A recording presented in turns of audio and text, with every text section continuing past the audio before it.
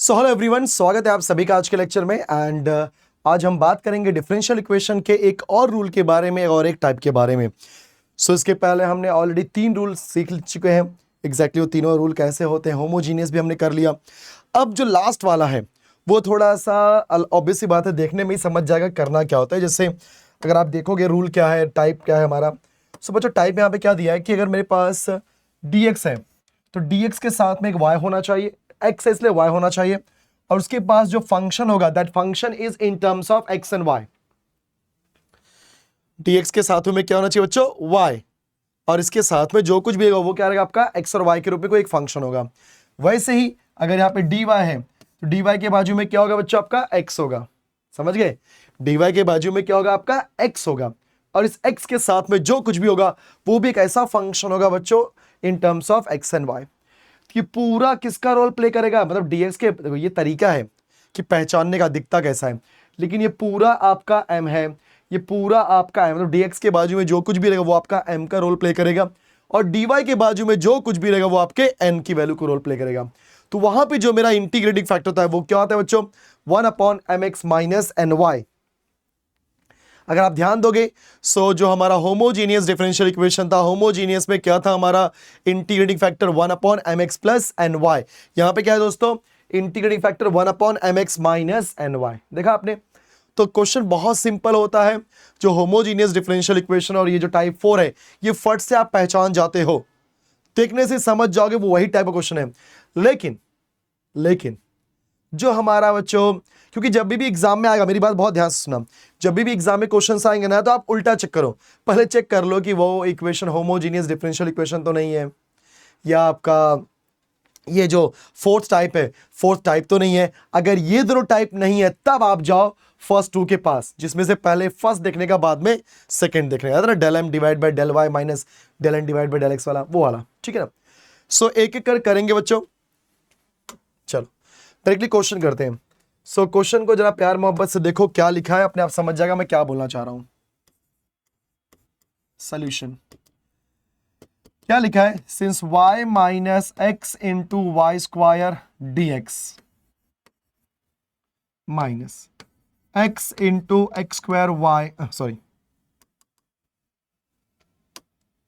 X plus x square into y d y is equal to 0।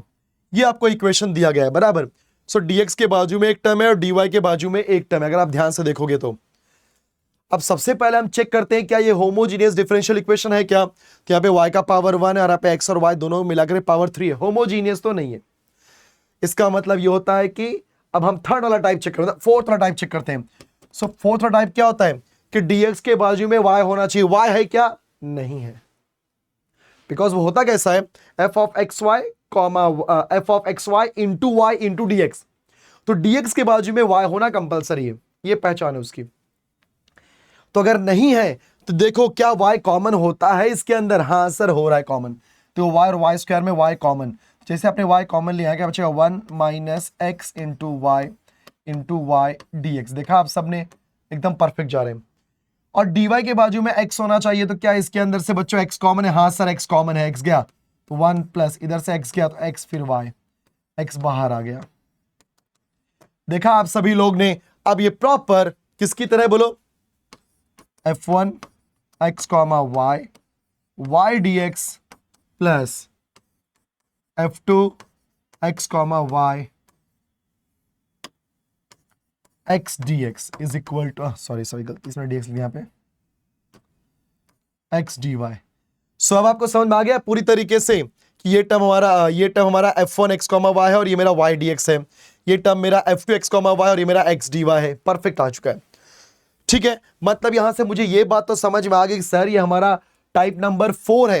And बच्चों type number 4 में जो हमारा integrating factor होता है वो क्या होता है सर, 1/mx माइनस ny, ठीक है। तो उसके पहले ये तो मैंने टाइप 4 अभी चेक कर लिया, लेकिन टाइप 4 हम बाद में चेक करेंगे। पहले हमें क्या चेक करना होता है बच्चों कि हमारा इक्वेशन एग्जैक्ट डिफरेंशियल इक्वेशन है कि नहीं। मतलब वो उत्सुकता होती है अंदर ना, मतलब यार क्यूरियोसिटी होती है कि हाँ कैसे भी करके अपने को पहले टाइप पकड़ लेते हैं। तो होमोजीनियस में भी फट से समझ में आ जाता है, और ये वाले टाइप, फोर्थ वाले टाइप में भी फट से समझ में आता है कौन सा टाइप का क्वेश्चन है।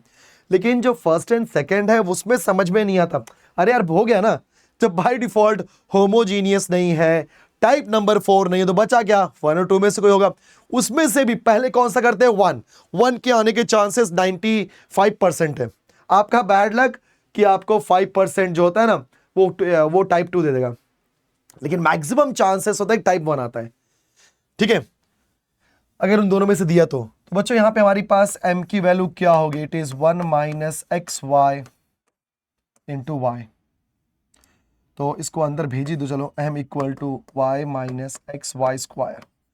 निकाल दो डेरिवेटिव बच्चों, del m divide by del y is equal to y का डेरिवेटिव y के रिस्पेक्ट में 1 होता है, माइनस x कॉपी किया, y स्क्वायर का डेरिवेटिव होता है 2y। Now del m divide by del y 1 minus 2xy चलेगा, यस। यहां पे n, सर n की वैल्यू क्या है, minus of 1 plus one plus x y into x. यहां पे n की वैल्यू क्या हो जाएगी, माइनस x, बिकॉज हम माइनस को भी मल्टीप्लाई कर रहे हैं, x को भी अंदर मल्टीप्लाई कर रहे हैं, तो minus x minus x square y. Now क्या हो जाएगा सर, ये आपका del n divide by del x। तो x के रिस्पेक्ट में निकालो डेरिवेटिव, तो माइनस कॉपी किया, x के रिस्पेक्ट में 1 हो जाएगा, माइनस y कॉपी किया, एक्स स्क्वायर का डेरिवेटिव 2x। सो फाइनली हमारे पास del n upon del x is equal to, it is -1 minus 2xy आ गया। दिख तो रहे हैं लेकिन पूरी तरीके सेम नहीं दिख रहे हैं, +1 -1 परेशान कर रहा है। तो अभी हम यहां पे क्या बोलेंगे, here del m divide by del y is not equal to del n divide by del x। Okay, so बच्चों यहां पे del m divide by del y is not equal to del n divide by del x, therefore given equation is not exact differential equation. So हमारा equation exact differential equation नहीं है। जैसा कि हम पहले से ही पहचान चुके हैं कि हमारा जो इक्वेशन है ये एग्जैक्ट नहीं है, बट ये टाइप नंबर 4 का है, ठीक है ना। सो अगर ये बच्चों टाइप नंबर 4 है तो ऑब्वियस सी बात है, ठीक है, यहां पर हम क्या करेंगे, इंटीग्रेटिंग फैक्टर निकालेंगे। तो इंटीग्रेटिंग फैक्टर क्या होता है sir, 1 upon mx minus N Y.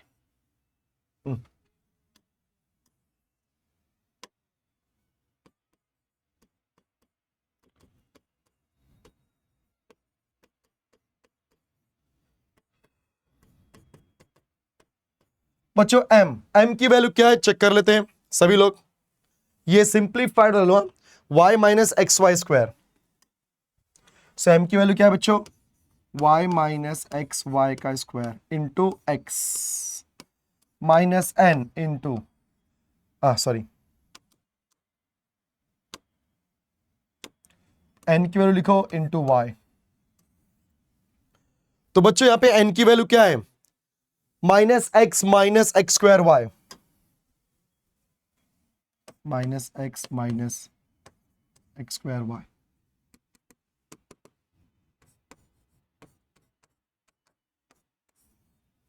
X को अंदर भेजो तो x into y x y, minus x into x square y square.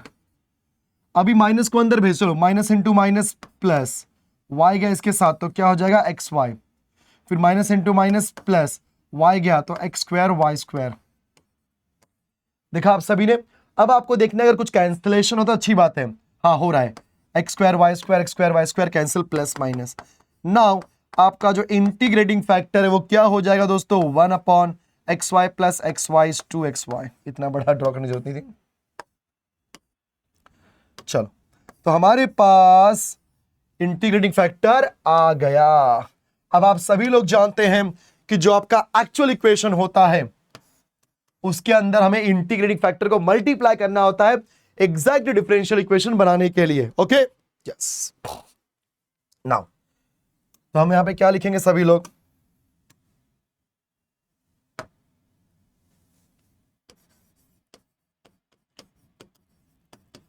Multiplying equation 1 by integrating factor, multiplying equation 1 by integrating factor. तो equation 1 में क्या क्या लिखा है बच्चों, y minus x y square, y minus x y square into 1/2xy dx, फिर minus x plus x square y, x plus x square y into 1/2xy dy equal to 0। चलेगा? Yes. सो आपने क्या किया, पूरे इक्वेशन में 1/2xy से कर दिया बच्चों मल्टीप्लाई। अब आप सबको डिवाइड कर दो। So it is y/2xy minus x y square upon 2xy, very good, dx minus x upon 2xy plus x square y upon 2xy dy is equal to 0। देखा आपने? सो आपने इक्वेशन 1 के अंदर इंटीग्रेटिंग फैक्टर का मतलब देखो, अगर आप ध्यान से देखेंगे तो स्टेप सबके सेम है, सबका स्टेप का तरीका वैसा ही एकदम सेम चलना है, कोई दिक्कत की बात नहीं है। समझ रहे हो बात को जो मैं बोलना चाह रहा हूं? कोई दिक्कत की बात नहीं है। अब थोड़ा सिंप्लीफाई कर लेते हैं, y से y गया तो बचेगा 1/2x माइनस एक x गया, एक y गया, ऊपर y नीचे 2 तो y/2, okay, into dx minus एक x गया तो 1/2y प्लस एक x गया, y गया, x/2 dy इक्वल टू 0। देखो ऐसे हुआ है, ये y से ये y गया, ये x से ये x गया, ये जो 2 था ये गया, बराबर। सिमिलरली x से x गया, 2 से y गया, y से y गया और ये x गया, सो x/2 सब कुछ बराबर है। सो फाइनली अब मेरे पास एक नया इक्वेशन आ चुका है। Now this is equation number 2, जो कि मेरा एग्जैक्ट डिफरेंशियल इक्वेशन होगा। बट एक बार चेक कर लेते हैं ना, कोई दिक्कत नहीं। तो ये मेरा होगा m डैश, क्या है sir, 1/2x minus y divided by 2। अब जैसा कि आप सभी लोग जानते हैं m डैश का निकालेंगे डेरिवेटिव y के रिस्पेक्ट में। So del m divide by del y equal to x constant 0 minus 1/2y का डेरिवेटिव y के रिस्पेक्ट में क्या होता है सर? सही बोला आपने, जो बोला, यस, -1/2 आंसर आ जाएगा। इधर आ जाओ, सेम, इसको चाहिए तो माइनस को अंदर भेज दो। तो बच्चों यहाँ पे हमारा n डैश क्या होगा, माइनस अंदर जाएगा, बिकॉज ये पूरा हमारा n डैश है साइन के साथ। सो -1/2y माइनस x/2। नाउ ये हो जाएगा हमारा del n dash divide by del x। ये पूरा x, अच्छा इसमें x है नहीं, कांस्टेंट 0 हो जाएगा, minus 1/2 as it is, x का डेरिवेटिव x के रिस्पेक्ट में 1 होता है। So now it is del n dash divide by del x is equal to -1/2। हो गया, डन, यस। सो बच्चों दोनों की वैल्यू आ गई सेम, मतलब ये एग्जैक्ट डिफरेंशियल इक्वेशन है। तो लिखते हैं therefore del m dash divide by del y is equal to del n dash divide by del x। Therefore equation 2 is the exact differential equation. So therefore general solution is, बच्चों आपका general solution कैसा आएगा, वो equation 2 से लेना है, equation 1 से नहीं। सो इक्वेशन 2 क्या होगा, कैसे करेंगे, ऐसे integration of m dash with respect to x plus integration of terms of n dash not containing x, not containing x with respect to y is equal to c। देखा आप सभी ने, तो ये हमको पता है। अब हम देखते हैं फटाफट integration of m dash. Sir m dash क्या है, चेक कर लो फटाफट सब लोग। सर m डैश है 1/2x माइनस y बाई 2।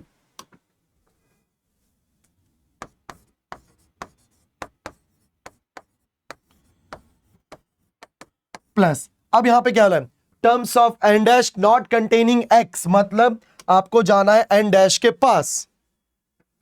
आपको जाना है एन डैश के पास, और जहां पे भी x नहीं है उसी को लेना है, because not containing x, x नहीं होना चाहिए। क्या पहले वाले टर्म में x है? नहीं है।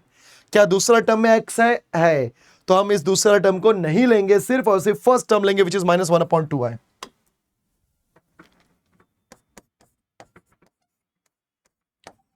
Then dy is equal to c। I hope यहां तक सबको क्लियर हो गया होगा बच्चों। So 1/2x minus y by two dx, फिर integration of -1/2y dy is equal to c। चलो फटाफट कर लेते हैं, इंटीग्रेशन निकालते बच्चों। सो जैसा कि आप सभी को पता है 1/x का इंटीग्रेशन होता है log x।